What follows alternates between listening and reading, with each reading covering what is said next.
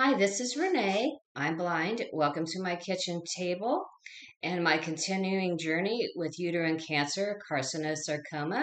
So pull up a chair and let's get started.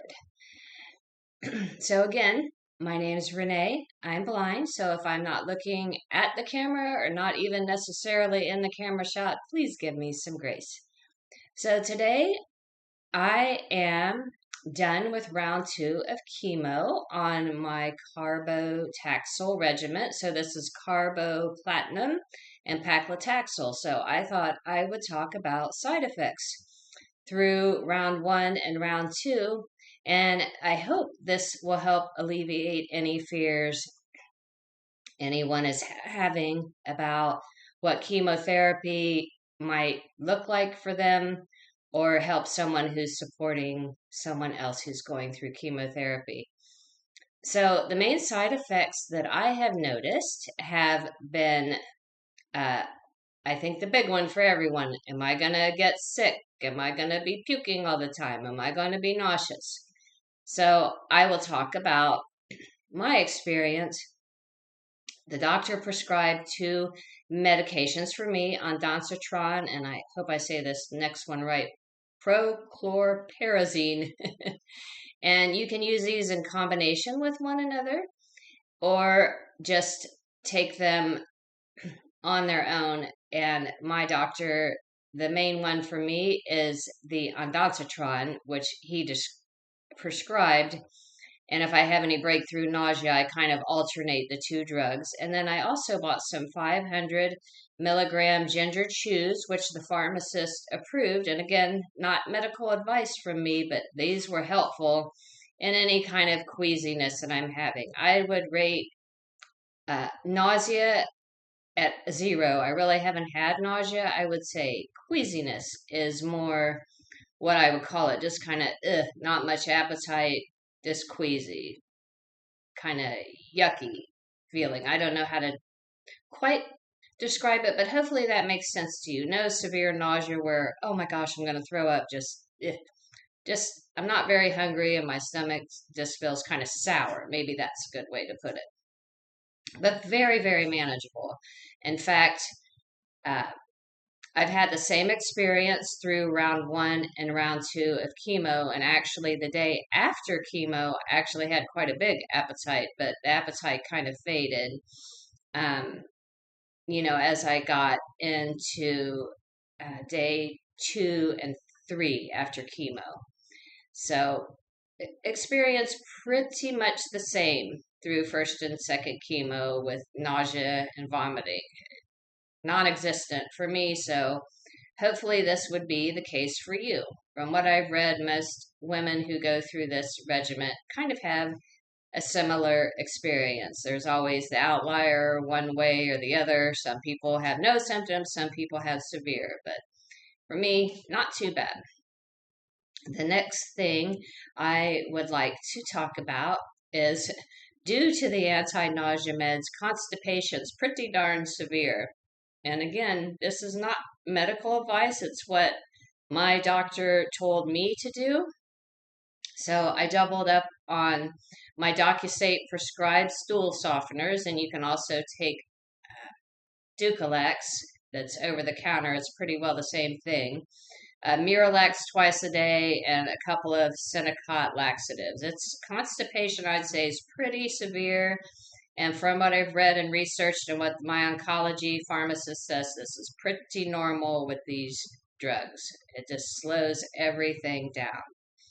And I try to eat, a good healthy diet with fiber and drink plenty of fluid. But this is something that I've had to really stay on top of, and it's kind of inconvenient, but it is what it is. It's manageable, and I am able to get things moving with a little extra support.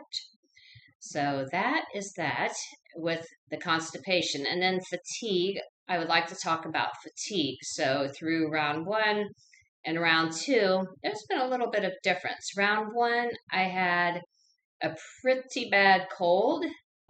Going into chemo, I was on the edge or on the end of it, but it had been a pretty severe cold. But my team decided it was safe to treat me since they determined it was a cold. But I felt like, due to trying to heal from the cold, I was pretty well knocked down. So I was really, really tired. I was fatigued, um, especially not the first day after, but the second, third, fourth day, pretty fatigued. I just laid around and gave myself permission not to do housework, not to be doing what I usually do, which is just really stay on top of my house, always busy. I just gave myself permission to stop, rest, and take care of myself. And then there's been, last time, a little more, I would say, muscle aches and joint aches than this time. And how I manage muscle aches and joint aches is yoga. There's tons of good yoga you can get online. I subscribe to Inner Dimension TV. He has Travis Elliott has this channel, and there is just tons of cool videos for any kind of yoga you might want to do, any length of time, any style, and I find it helpful. And I ride my exercise bike or walk, and boy, it helps with the fatigue and the joint aches. But I noticed more joint aches the first time than this time, the second time round.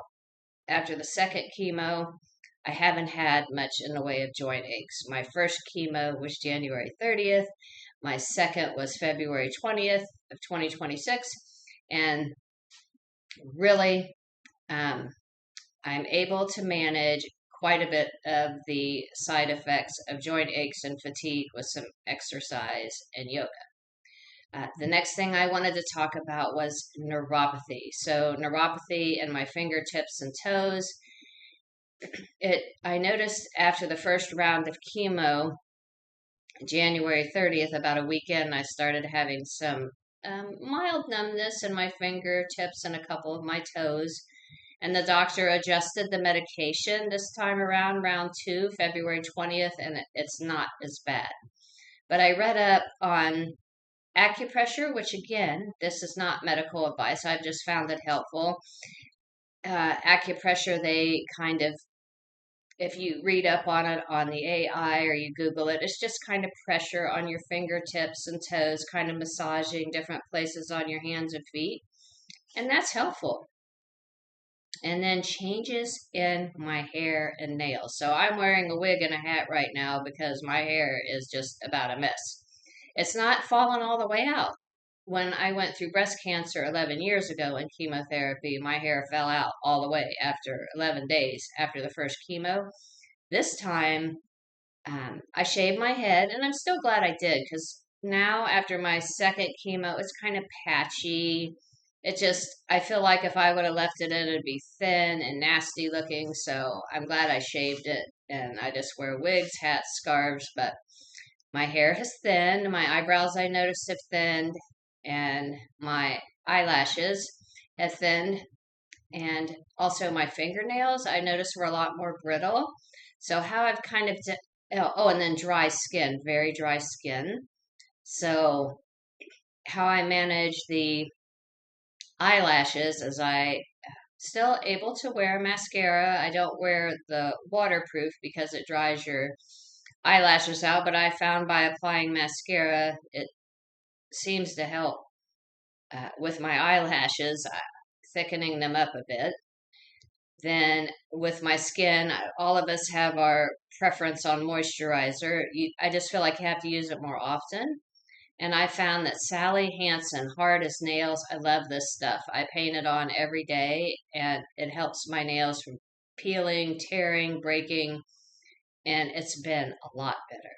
A lot better. My nails have been just where I can use an emery board and take off any rough edges and manage. And on that point, I gather that I'm not supposed to be getting professional manicures and pedicures or even using clippers because you take a risk of cutting yourself, bleeding, and infection. So I am feeling pretty darn good after round 2 of the Carbotaxol regimen. I have 4 more to go. I'll be done May 15th. I'll continue documenting my journey. I hope that this has helped you to understand what chemotherapy looks like through round 1 and 2 of the Carbotaxol regimen. And if you found this video helpful, please hit like and subscribe so someone else who's dealing with who's dealing with uterine cancer, especially carcinosarcoma and chemotherapy treatment, can maybe find some comfort and some knowledge through my experience. And until next time, let's all stay carcinosarcoma strong, and I'll see you next video.